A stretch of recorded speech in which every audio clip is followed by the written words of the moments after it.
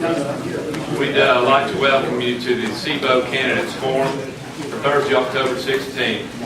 And I think what I'd like to do first of all is invite our 4 candidates up to the front.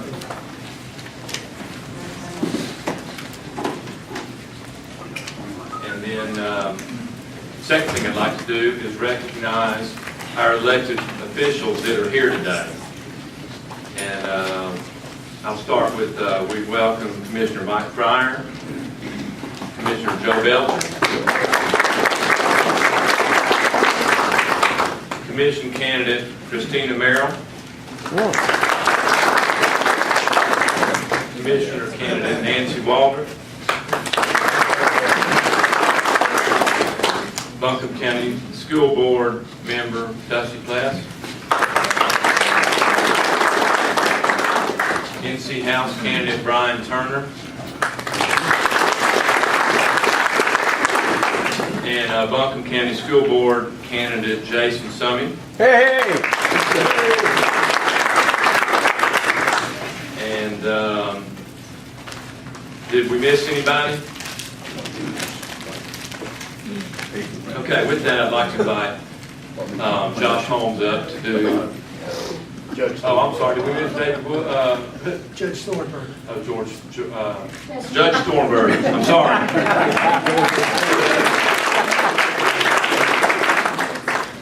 I guess I better not get in any trouble.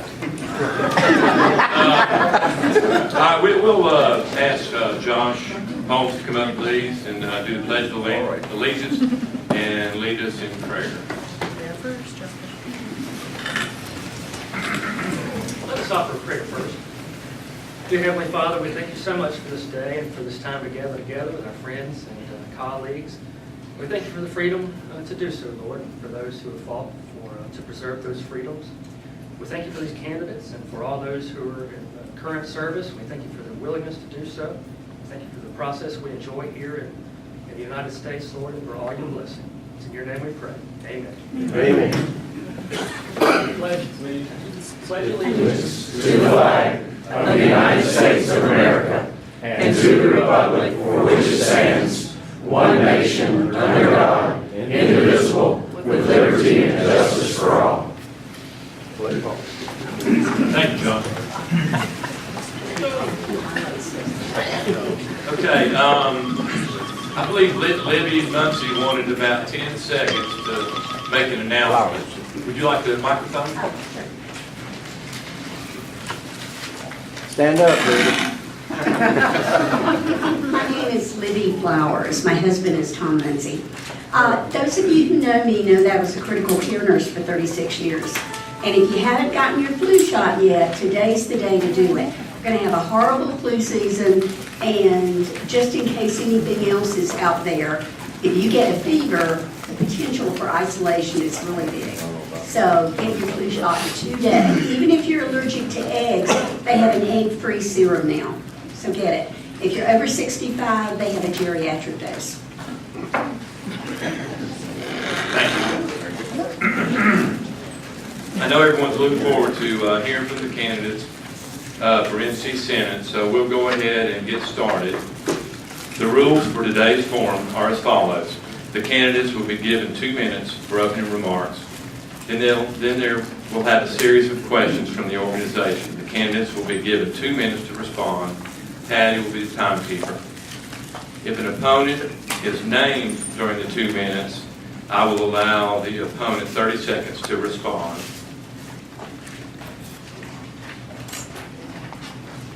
Each candidate, Senate District 48 and 49, will be asked the same question.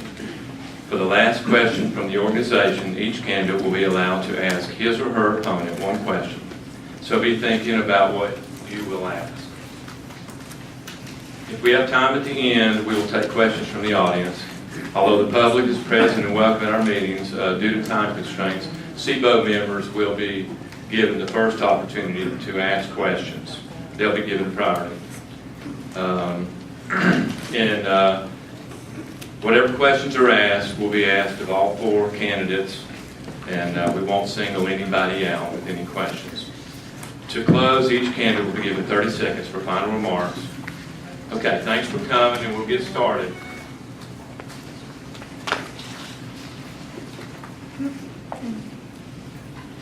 Let me, I need to, of course, I think everybody knows them, but we'll start Senator Tom Apodaca, Challenger Rick Wood, Senator Terry Van Dyne, and Challenger Mark Crawford.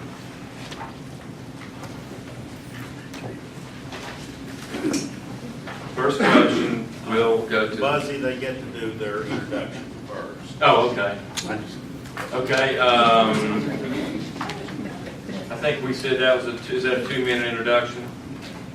Yes. Okay, each candidate has 2 minutes for an introduction, and Senator Apodaca, if you'd like to start. Thank you. I don't think I'll take my full 2 minutes. It would be better to answer questions. I'm Tom Apodaca. I've been in North Carolina Senate. I was elected first in 2002, went into office 2003. Currently serve on quite a few different committees. I am married to former educator Lisa Apodaca. I have 2 sons, Brandon and Tate. I have lived in Western North Carolina since 1980. Well, actually since 1976, when I went to Western Carolina University, and have only left the area for a year and a half. So worked for my dad in the early 80s. Love Western North Carolina. I think we're making progress in Western North Carolina, and I would love to have your vote to go back down and continue working for Western North Carolina. Thank you. Okay. Mr. Wood. Senator, will you give me the rest of your time? Sure. Thank you, CIBO, for inviting me to participate in this forum. I'm a candidate for the North Carolina State Senate from District 48, which includes Henderson, Transylvania, and southern Buncombe counties. Because I want to restore our public schools not just to the place they held before the current majority in the North Carolina General Assembly enacted policies that harm our schools, but to make them better. The Chief Finance Officer for the North Carolina Department of Public Education said last month that funding for classroom activities such as textbooks, classroom teachers, teaching assistants, transportation, etc., has been reduced by $1 billion. We cannot build a world-class economy by funding our schools as a third-class enterprise. I want to change that. The folks now in charge have denigrated environmental protections to the point that our fragile mountain streams are threatened. They said the tax cuts they enacted would create new jobs, but just the opposite has happened. According to the NC Department of Commerce, new job announcements are down 30% from the previous year. New investment announcements are down 60%. They said the tax cuts would generate more state revenue. Just the opposite has happened. Last week, the state budget officer announced that state revenue is down $313 million for the first 3 months of this fiscal year. That puts the state on track for a $1 billion state deficit, which will mean more draconian cuts for education, protecting the environment, and things that ought to be done to improve our economy.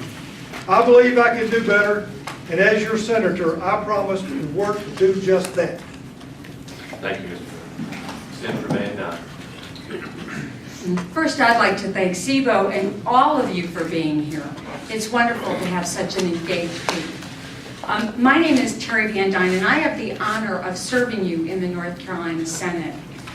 I have lived in a lot of different places, but I was fortunate enough to come to Asheville about 22 years ago, and I have been grateful every day since.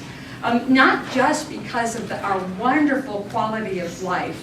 I'm also very grateful it was a 3rd grade public school teacher that diagnosed my son's autism.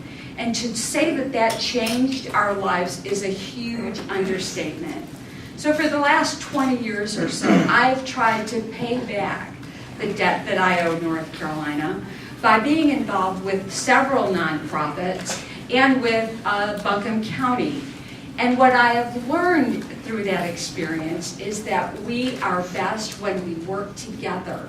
And that's what I want to do if you return me to the North Carolina Senate, is to work together to bring jobs to North Carolina and make things better for working families in North Carolina.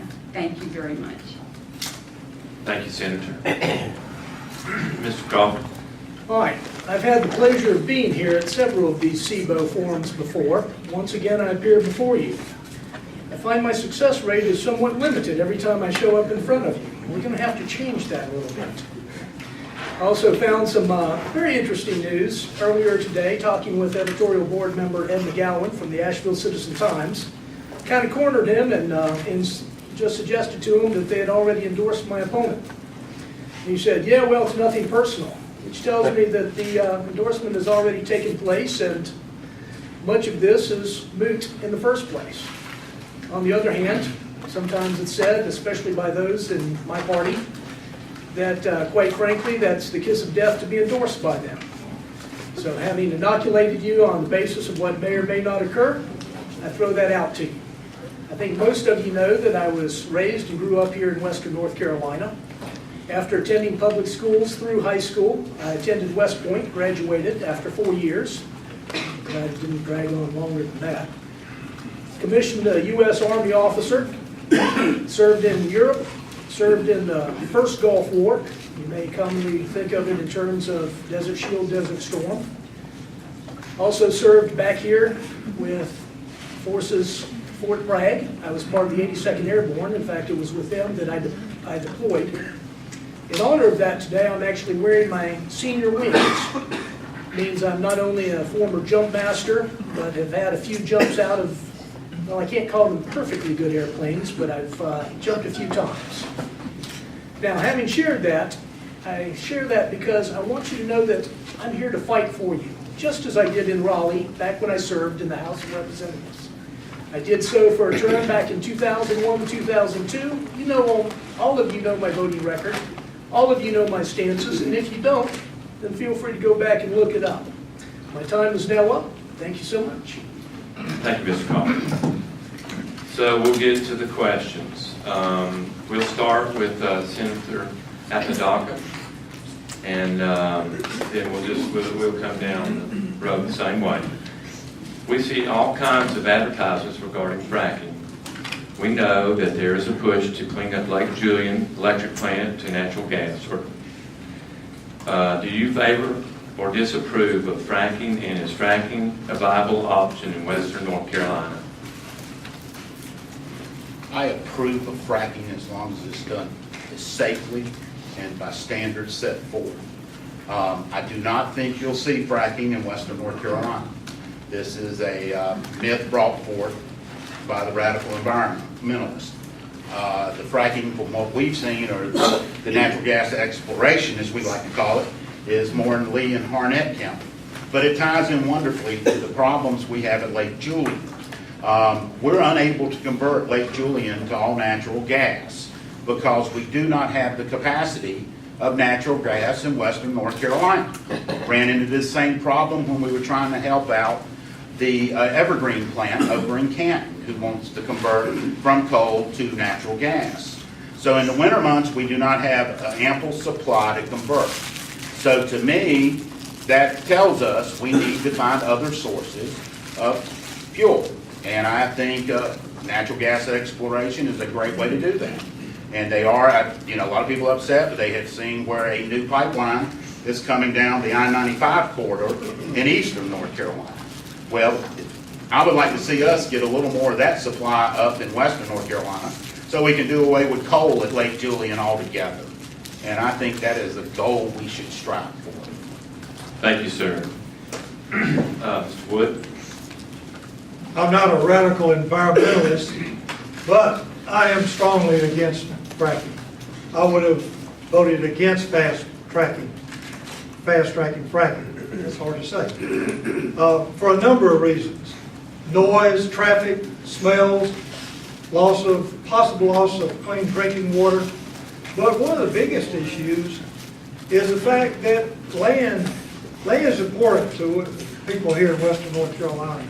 And there are circumstances where you lose control of your land, even controlling your land, where you could be pooled and not have a choice, and they could frack under you if you're in that pool. So losing personal control of your own property is another big reason. I'm not just opposed to it in western North Carolina, but the entire state of North Carolina. I think it's not a good thing. Certainly we need to try to wean ourselves off coal and use natural gas. Natural gas is cheap. It's not going to bring a lot of new jobs to western North Carolina, as a lot of the proponents of fracking have been telling us, as they wanted to fast track it. And why in the world would you want to pass legislation that includes requirements that you can't reveal what the chemicals are that's being used in the fracking? It's against the law. You could go to jail. It's crazy legislation. I would have opposed it. A clear difference between myself and my opponent. Thank you, Mr. Wood. Senator Van Dyne. 2 years ago, the state legislature tasked the Department of Energy and Natural Resources to look into fracking and write a report. And what they found was that the geology of North Carolina is unlike any other state that has ever done fracking. And their recommendation to the legislature was that we be very deliberate and very careful and make sure that the rules and regulations that we write around fracking are specific to the requirements of North Carolina. The state legislature chose, rather than to write the rules first, to move ahead and fast track fracking. I think that was a mistake. Furthermore, the industry characterizes North Carolina reserves as CUTE. That's C-U-T-E. Believe it or not, it is a technical term that means insignificant. What that means for North Carolina is it's not the petroleum that's going to be coming here, it's the wildcatters. So we have to be particularly careful. And that's why I voted against fast tracking of the fracking bill. Thank you. Thank you, Senator. Mr. Crawford. Well, given DP's record down there in the Gulf, I'm not sure I would have used that for the example as to whether or not they're coming here. But one thing you'll find about me, ladies and gentlemen, is I try to be consistent no matter who the audience is, what the forum is. I very clearly defined myself in the Sierra Club survey, and I said, quite frankly, I'm leery of fracking. I'm not going to change that. I realize many in here are probably for it, but I stand by that. I'm not going to change it.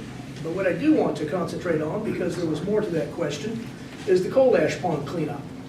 And here I'm going to give my opponent a little extra speaking time because I couldn't understand why she voted against the conference report, the final form of the bill, 729 on August the 20th, to not clean up our coal ponds. That bothers me.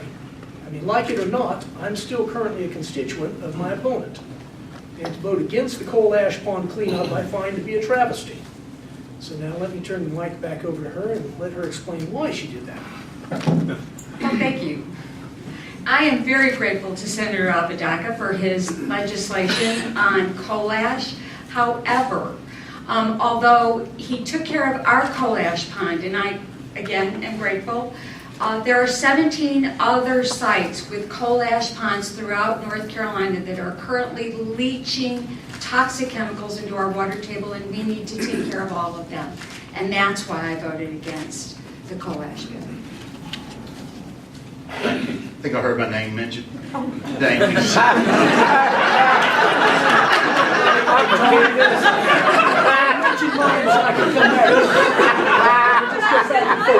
You did say nice things. Number one, the rules have to be written prior to any exploration going forward. That is part of the law, still is. We have 33 ponds in the state of North Carolina. This legislation mandates that all these ponds be cleaned up. We set forth with a coal ash commission to make the decisions of which ponds go first. And so we're moving along those lines. The high priority ones will be done, and this is legislation nobody else in the country has. Thank you. Thank you. Okay, we'll move on to the second question here. Mr. Wood, we'll let you begin with this question.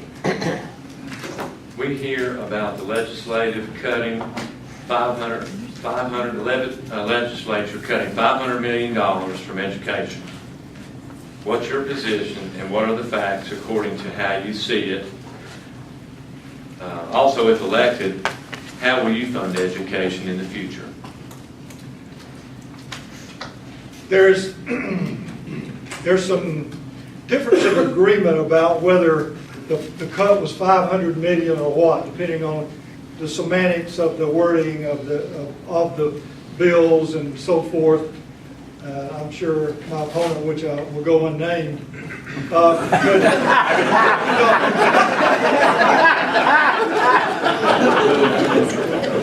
could explain that better. But anyway, the bottom line is I am strongly opposed to the cuts that we've seen to public education in the last 4 years. It would take me longer than 2 minutes to go through all of it, but the cuts in position, teacher assistants, textbooks, technology, transportation, really terrific cuts. And that's one of the main reasons that I'm running. I'm a 40-year educator and served on the Henderson County School Board the last 6 years. I've seen firsthand what's happening to our school system. It's not fair to our children, to our teachers, and I could talk a long time about it. It's just a real problem. And you can say, well, because the total amount spent on education is slightly more, then we're doing great. We're not doing great. We're not doing great at all. It's because there's several thousand more students. It's the per pupil funding that's the critical thing. And we're about 48th in the nation in per pupil funding. And I got 15 seconds to say how I would pay for it. I would rescind the second round of tax giveaway would be one way that would help. I'd have to look at the budget and take a look at it with different eyes and find how we could find more money for education. Thank you. Thank you, Senator Van Dyne. First of all, I would like to thank the legislature for the raises that they did give teachers this year. I do think they were insufficient and unsustainable. We are cutting across the board, and we are not doing a good job of funding our schools. And that's one of the many reasons I voted against this budget. I believe that everything needs to be on the table, including revenue, and that was distinctly not the case in this last session.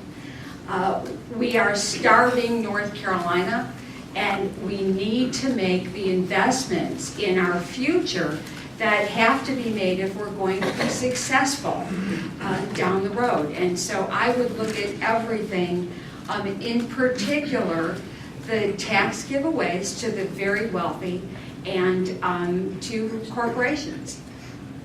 Thank you. Mr. Coffey. I find I'm going to be giving my opponent a great deal of speaking time today. First of all, let's set the facts right. 2012-2013 fiscal year budget for the state of North Carolina, total funds expended for K through 12, $7,507 million. 2013-2014, $7,868 million. Let's see, that's only an increase of, $370 million. 371 if you want to be accurate. Ladies and gentlemen, first of all, the question was staged incorrectly. Greater expenditures are occurring. Secondarily, I want to point out that, first of all, I do want to thank an unnamed individual who's not even my opponent for pointing out that education should be the #1 priority in this entire situation. Nobody in the entire General Assembly, House or Senate, has the education background I have in terms of being in the classroom. For parts or all of 13 different academic years, I taught at the primary level, the elementary level, the middle school level, the high school level. I took time off from my regular jobs to teach in our schools. I'm now beginning the 10th year of teaching at Western Carolina. I know and understand the significance of a good education for our kids, and especially when some of my kids are walking in the classroom ill-prepared to take my classes, who cannot write properly, cannot read properly based on some of their quiz grades. And this is not to down them, because point blank, many of them are really good students too. But we are failing in our education system despite this constant call to pour more money, pour more money, pour more money. And unfortunately, I didn't get to name my opponent because I'm running out of time, but Rick, thank you for your endorsement of my credentials in this race. Thank you, Mr. Crawford. Senator? Could you repeat the question one more time? Yes. We hear about the legislature cutting $500 million from education. What is your position and what are the facts according to how you see it? Also, if elected, how will you fund education in the future? Okay, thank you. Number one, the $500,000 figure we've seen on every negative TV ad that's run in North Carolina is bogus. Of all places, the Washington Post and the N&O both fact-checked and said that was untrue. It was an accounting mechanism used, so we're not going to waste our time talking on $500,000 that was brought forward. But I would like to take a survey, since I'm with a business group. How many people in this room employ people? Can I see a set of hands? All right, second question. How many people in this room employ as many people as they did 10 years ago? Oh, my. Okay, one. That's my point. We have gone through the worst economic times in the history of this country, next to the Great Depression. And some would debate we're pretty close there. So we have had to make hard choices, and we made hard choices. Since 2010, when we took over, 2011, we came into power. We've had to make choices to balance the budget, to do the best we can going forward to get us back on the road. And we're there. We're beginning to go down that road. Economic development-wise, Ben Teague, I saw Ben in the back of the room, Andrew Tate, my two economic development guys, say they're as busy as they've ever been working with companies, looking at this area to come into. So let's not forget who pays the taxes, how we pay the taxes. It's economic development. Per pupil spending. State of North Carolina is ranked 8th in the country for the amount of money out of our general fund we put towards education. So you ask yourself, how can we be 48th?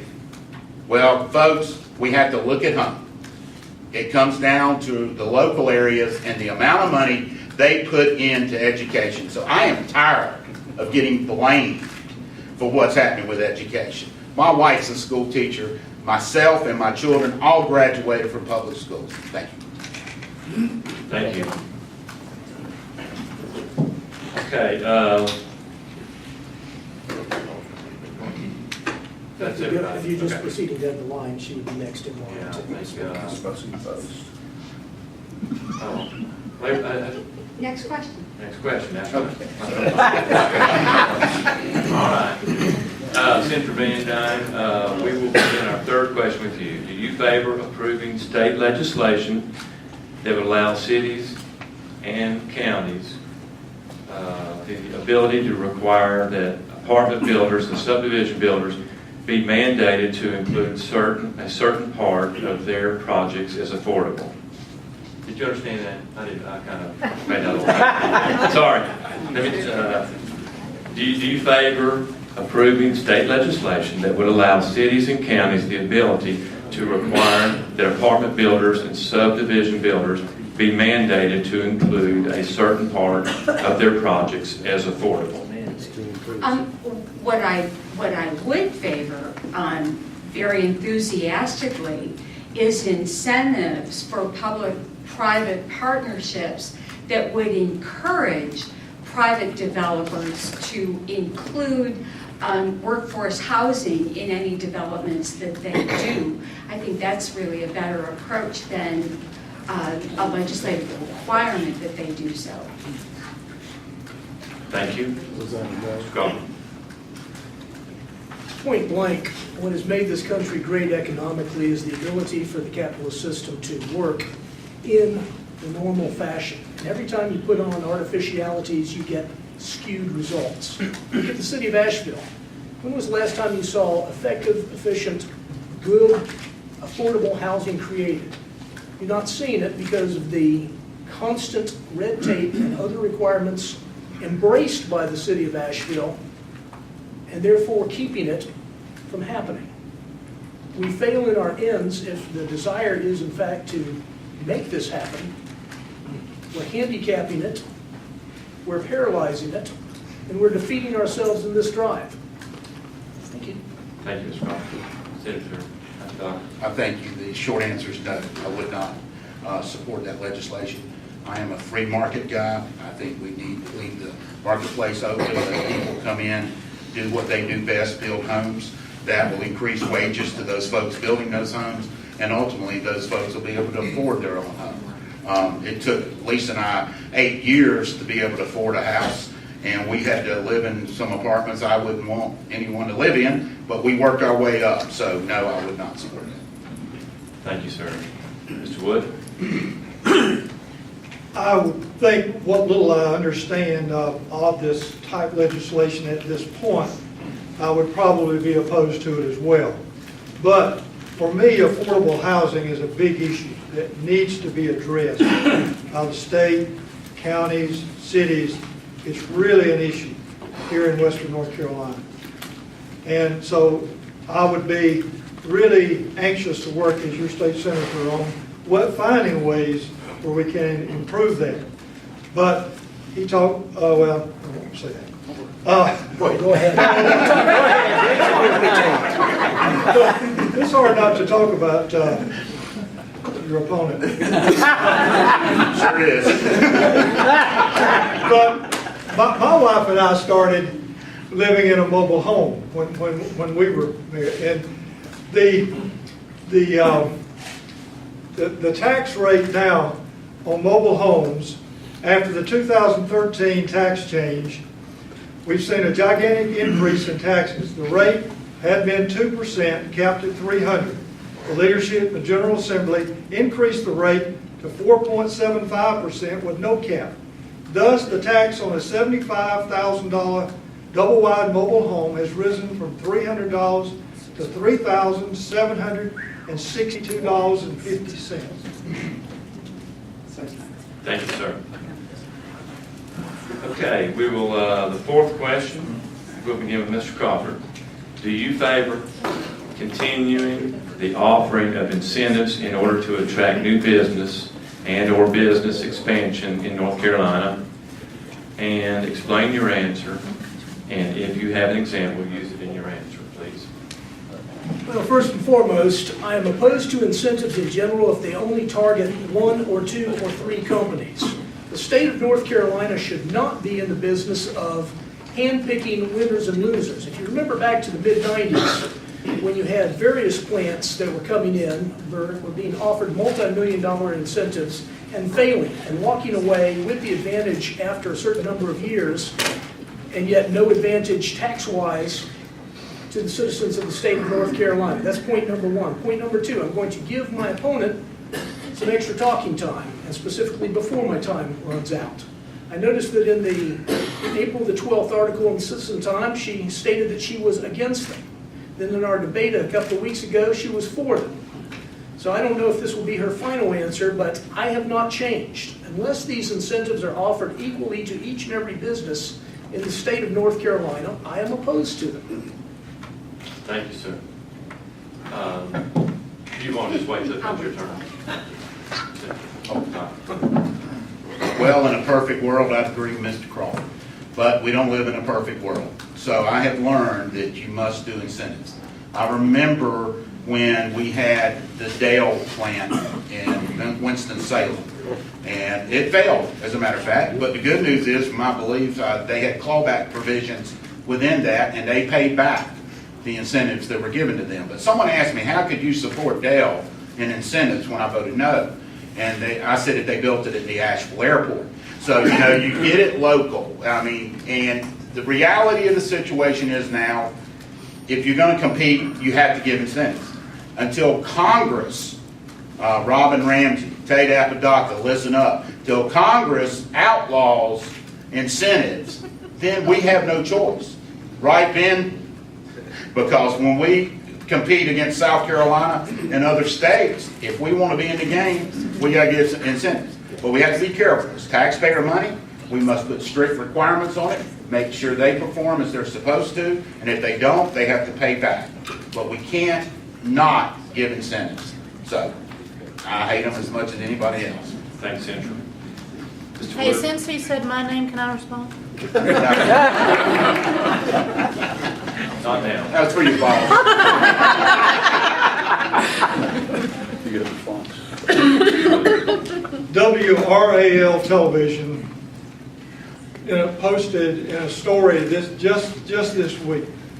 It said that since 2009, some 80%, that's $500 million, of the job incentives announced have gone to the state's wealthiest counties, like Wake County, Mecklenburg County, despite the fact that the stated purpose of these incentive programs was to help rural counties get jobs.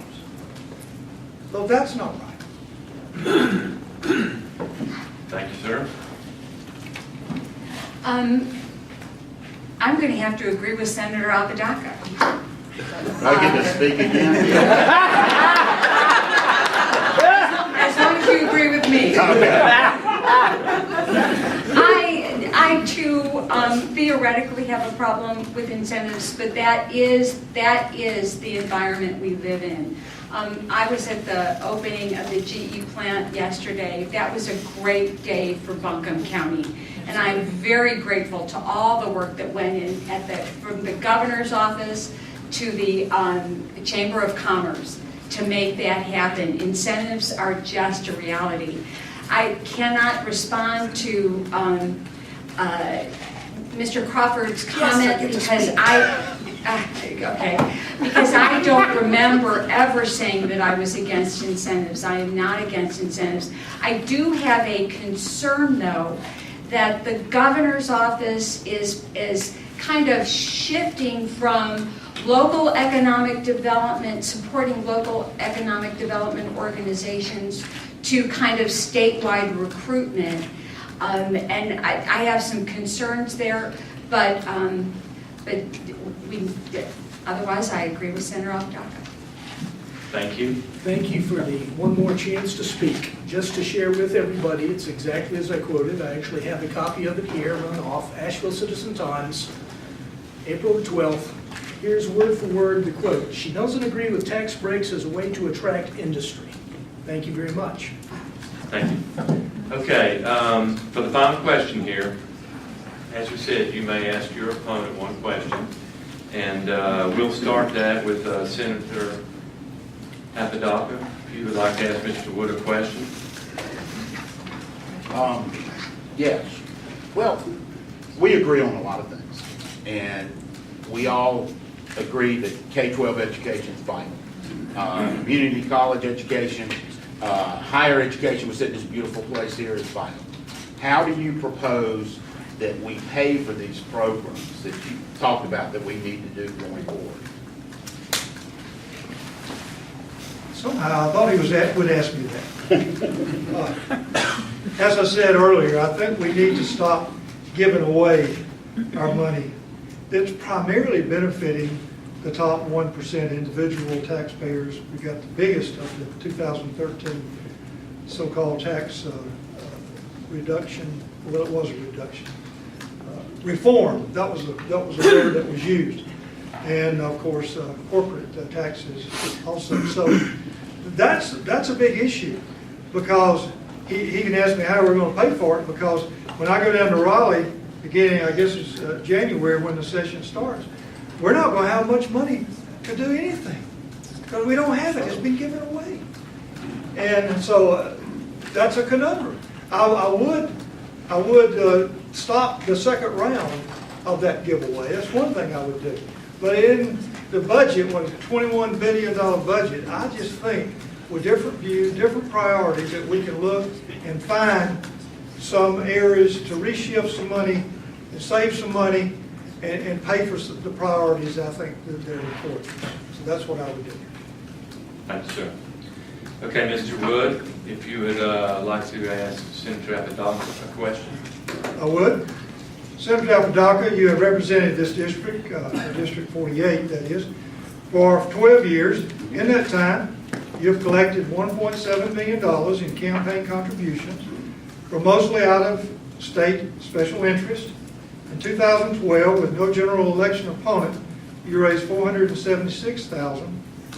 Why do you need all this money, and what did you do with it? God, I wish I had it in my account, but as Bill Moss wrote an article in the Lightning not too long ago, I've given back, I think, over $1 million to the North Carolina Republican Party to help other candidates go forward so we can move forward within the state. So I've even given money to folks sitting in this room for their campaigns. So that's where a lot of it went, and then a lot of it went to charities. My wife and I are big supporters of the Boys and Girls Club, Children Family Resource Center. So I've been blessed not to have to do a lot of campaigning. But sorry to say, this time I kept it at home. And we're up on TV, we're doing mailers, we're running a full-fledged campaign, but I still sent money out to other candidates. So in answer, you know, that's the short answer, and the other answer I'd like to give out is I'm enjoying the extra tax money from the tax adjustments we made in Raleigh. It's put money back in people's pockets. 29,000 state employees got a higher check going home because they had to pay lower taxes. So proud of that. Thank you. Thank you, Senator.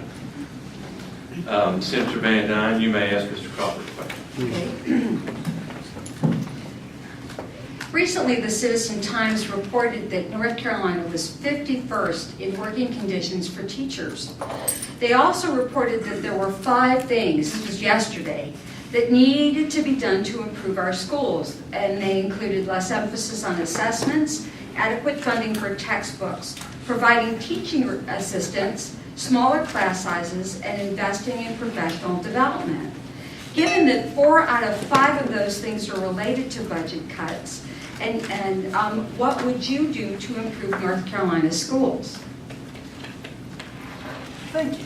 What a wonderful policy platform to speak from. By the way, here's a copy of the article. I brought it with me in case anybody wants to read it. First and foremost, this testing that we've pursued more heavily now than ever before. I've never changed my stance from when I first ran in the 90s, when I served in the House of Representatives in 2001, 2002. Testing is ruining the ability of our teachers to be able to effectively teach. When that much time is taken out of the system, or when the administration is putting such pressure on these teachers that rather than simply teaching the subject, they feel constrained to teach towards a test, we're handicapping our students. But the interesting point about this is the greatest amount of testing that's occurring in the classrooms today is a direct result of our most recent governor, former Governor Perdue, who decided to follow this path to the top, path to success. I forget the exact name of it, my apologies. Race to the top. Race to the top, thank you. Yeah, I got a couple of the words right.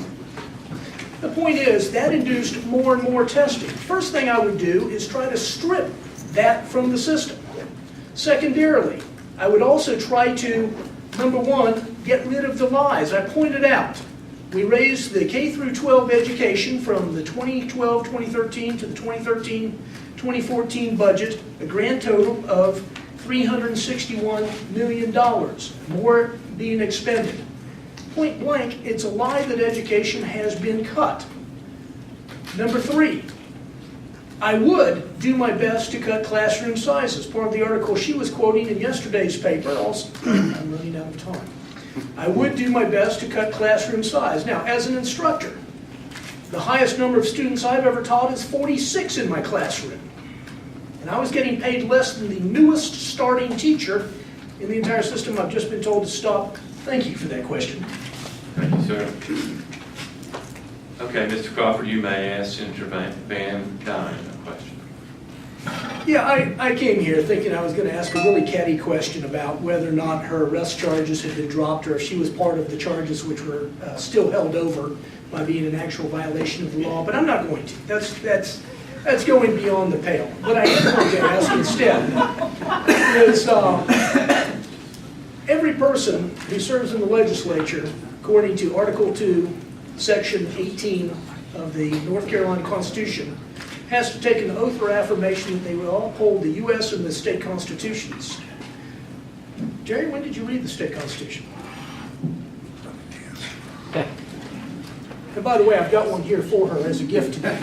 Thank you very much. I will not tell a lie, I have not read the state constitution, but I will.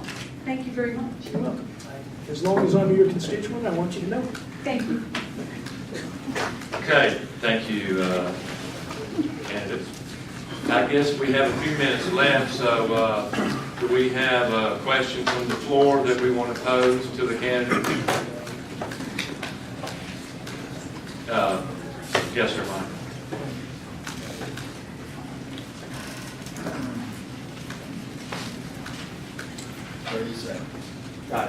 Thank you very much for your service and being offering yourself.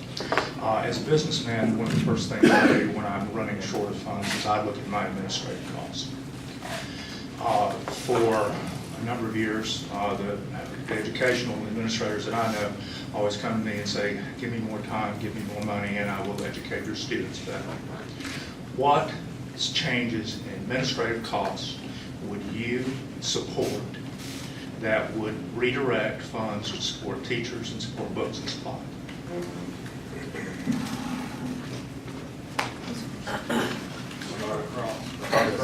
Oh, okay. Mr. Garman. All right. Thank you very much. No changes from when I ran for the county school board back in 2000. Administrative costs right now are excessive. Teachers should be getting better pay, good teachers. First and foremost, I would never allow any administrator at any level, up through the county level, to exceed more than twice the starting pay of a new teacher, point blank. Our teachers ought to be rewarded. They're the ones making the difference. The administrators, they make some difference, but nothing like the touch, the impact, the direct connection with students in the classroom. And I would rather allocate all that administrative money, cutting off top level, no more than twice a new starting teacher, and bring it back to the classroom and give local supplements. We have these in Buncombe County. Take that money and allocate them over to the teachers. That's where I would begin, and that's probably where I would end. Thank you for that question. Obviously, we need to be good stewards of taxpayer dollars and keep administrative expenses as low as possible. But make no mistake, this is not a question of our spending too much money on administration. This is a question of our not spending enough money on education.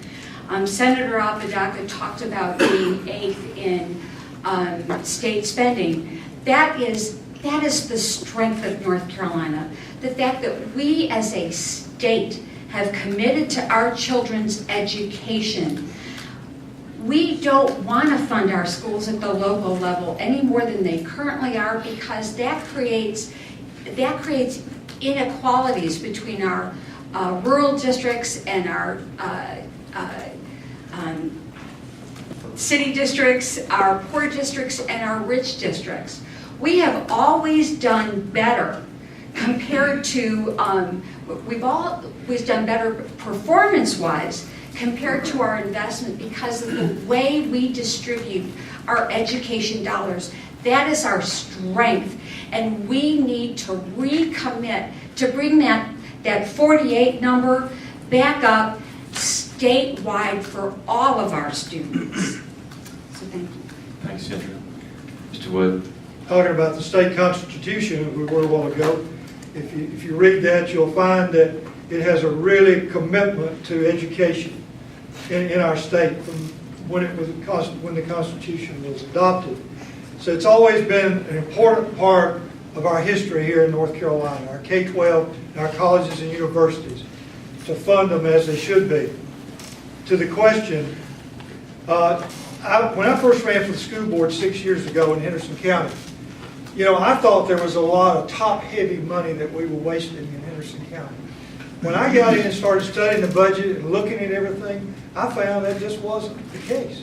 We made some cuts. When we hired a new superintendent, we didn't fill his position. That he was a former associate superintendent. That saved a good bit of money. And so, but there was not as much waste as I anticipated. But it takes a team to educate a child, not just a teacher, even though they're most important, the teacher in the classroom.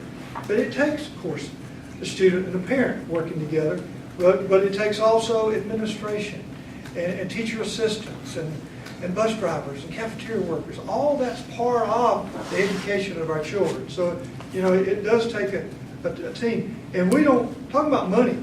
Money's not the only answer, but when students and teachers don't have textbooks in their classroom, there's something wrong. Thank you, Mr. Bush. Senator Abbott. Thank you. There's absolutely something wrong when they don't have textbooks, and there's absolutely something wrong when you have 51 to 52% going to your total K-12 budget going outside the classroom, not to instruction. That's one of your major problems. Filed a bill last time saying 49% was the maximum that could go to other items. 51% had to go in the classroom. Just switching it at 2%. And Lord, you should have heard the screaming from administration.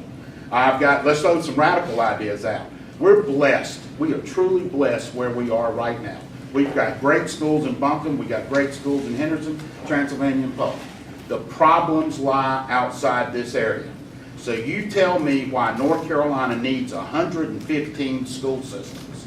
Why don't you go to these rural areas, you combine 2 or 3 systems together, have one administrative unit, put those monies in the classroom where we're allocating out of Raleigh for them to go. That is the best idea I've heard in a long time. Thank you. Thank you, sir. Thank you for the question, Dwight. Tom? Thank you.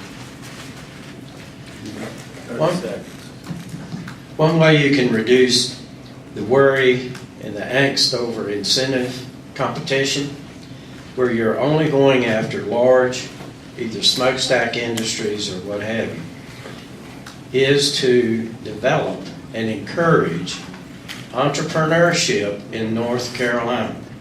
My question to all of you is, if you were elected and went down to Raleigh, what would you do to encourage and increase the effort for venture capitalism, which we need all over the state, particularly here in Asheville, and the encouraging of entrepreneurship in its own? Let's see. We'll start with Senator Apodaca. Okay, thank you. Great question. As you know, when I was on the board at Western Carolina University, one of the first things we did there was put in the entrepreneurship program, which has been nationally recognized as one of the better programs in the country. Our future is going to be based on the from the 1 to 100 employee companies. We're not going to have the fluctuation like we do with the whales, the big companies that come and go. But that's not to say we can't create an environment for those folks too. Right now, Linamar, who we put on and help with incentives, they're having a hard time finding qualified employees. They have openings they can't fill. So that comes back to the education system. But as far as an entrepreneur, I've started 4 companies in my lifetime. So I know what it is. You want as little regulation as you can deal with. You want to protect the environment. You want to do fair things. But government can stop more entrepreneurs than they can ever start. Thank you. Mr. Wood? My opponent has had a big emphasis on this type thing in his time, and I give him credit for that. It's just that I have my priorities are slightly different. My priorities are more putting people first, and our children, and our education, and those type of things. I have nothing against business, and I probably could learn some things from him when I'll go to him when he's one of my constituents, and learn some things that he's done to help in that regard. Be happy to. But I was having lunch with a couple of small business owners here in the telecommunications thing, and I learned some things from them that to bring more business to Western North Carolina, it's very vital that we do everything we can to get more broadband internet here in the area. Fiber optic cable is very important to developing our business, large and small, in Western North Carolina. Thank you. Thank you. Senator? My background, for those of you who don't know me, is high tech. So I totally agree with the comments about broadband. That's a huge disadvantage for folks that don't have access to high-speed internet, and I would totally support that. Also, you know, I had the opportunity shortly after I was appointed to listen to 6 manufacturers who talked about, they came together to educate people like me, elected officials, about what they need to be successful. And without exception, every last one of them talked about the importance of education. Coming from high tech, I know that our universities, that's where innovation is born and nurtured. And I know that our community colleges create the students that are prepared for the manufacturing jobs of the future. These are not our grandfather's manufacturing jobs. They're more like the white rooms, and they require critical thinking skills. And there's a lot of great work going on at AB Tech in the hospitality field, in food and farming, with Blue Ridge Food Ventures and the local business incubator that they have going there. They are doing fabulous work. Our Chamber of Commerce and the economic development groups that we have here, we need to continue to fund those efforts because I agree, entrepreneurship is, especially in Western North Carolina, is the incubator for the businesses of our future. Thank you, Senator. Mr. Cobb. 2 points I'd like to make. I realize on many occasions I've been accused of being a know-it-all and seem to have all the answers myself. Well, that's not true. And when I don't know, I'm more than willing to go to those individuals who do know and can give me good advice. Tom and I have had an ongoing dialogue, or at least whenever I see him, we talk about it. And he would be one of the first ones I approach. Now, that's not just to pat him on the back and say, hey, good job, but honestly, I go to people who I believe would have the answers. That's number one. Number two, I have found in dealing with small businesses, perfect example in my own hometown. Had a business which was trying to begin. My own hometown's red tape and bureaucracy delayed the business by approximately 4 months. I was there the night that we were putting out the chairs so that they could begin business the next morning. But this individual who owned the business was so extraordinarily frustrated by the amount of red tape and bureaucracy which was keeping him from putting a business together that, quite frankly, it almost foredoomed him. Bottom line was it was going to fail anyway because of the business climate there. Now, it's gotten better, but the point is, red tape and bureaucracy caused that business to be stalled for 4 months, delayed, kept it from being successful from the onset, and generally led to its demise. That's where I would begin, Tom. I hope that's sufficient, but yes. I do hope to continue to dialogue with you. Absolutely. If the people give me the opportunity to actually serve again in Raleigh. Thank you. Thank you, Ms. Crawford. I believe it's 1:30 and we're out of time. And candidates, we thank you so much for being here and making yourselves available to us. And guests and members, thank you for attending. Did we get our Oh, you did. 1 minute. Each of you gets 30 seconds. So, yeah. Why don't we we'll start? Why don't we just start with Ms. Senator Van Dyne? Okay. When I was a freshman in college, my dad, who's here today, he risked everything. He quit his job, he sold his pension, and he mortgaged what he had to start a business. And I will never forget the day we went to a town hall meeting and they found out they were going to tear up the road in front of this business. So I totally get how important it is for government to work with businesses. But I wouldn't be here today if it wasn't for the access to a public university Class A education. So we need to work together on all of these issues. Thank you very much. Thank you. This way or that way? This way. Once again, I thank my opponent for her endorsement, since I'm the one who's actually teaching in the first-class education that we offer at Western Carolina University. I'm a local, grew up, raised in Buncombe County, went off and served our country. Upon coming off of active duty, I returned home to the region I loved and have been trying to serve ever since. I've served in the legislature, I've served in our schools, I've served in our local religious communities, specifically my home church. I've also served in other churches when I was stationed elsewhere in the military. Point blank, I'm as experienced, actually more experienced by calendar and legislative days than my opponent, and I thank you because my time is up. Thank you, Mr. Cocker. Senator Apodaca. Thank you very much. It has been an honor to serve you for the last 12 years. The things I'm proudest of, I believe, I had a list of things, of accomplishments, but let me just hit the high points. We're sitting in the building to help shepherd the money through to honor Wilma Sherrill. I think that's wonderful. In the next room over, I received a trustee award here from the trustees at UNCA for the help I provided them with property. Along the education lines, we were able to get an engineering school at Biltmore Park for Western Carolina. We were able to get independent Western Carolina Engineering School on campus, help UNC funding DuPont State Park and coal ash legislation. Thank you, Senator. Mr. Wood. State government should serve the people in a more honest, open, and responsible way. I promise to be accessible to you when you need to contact me. If you're not happy with the leadership in Raleigh, you have a clear choice. I'm Rick Wood, and I am running to be your next senator to the North Carolina General Assembly from the 48th District. I ask for your support and your vote. Thank you. Thank you. And again, thank all of you, and we appreciate it.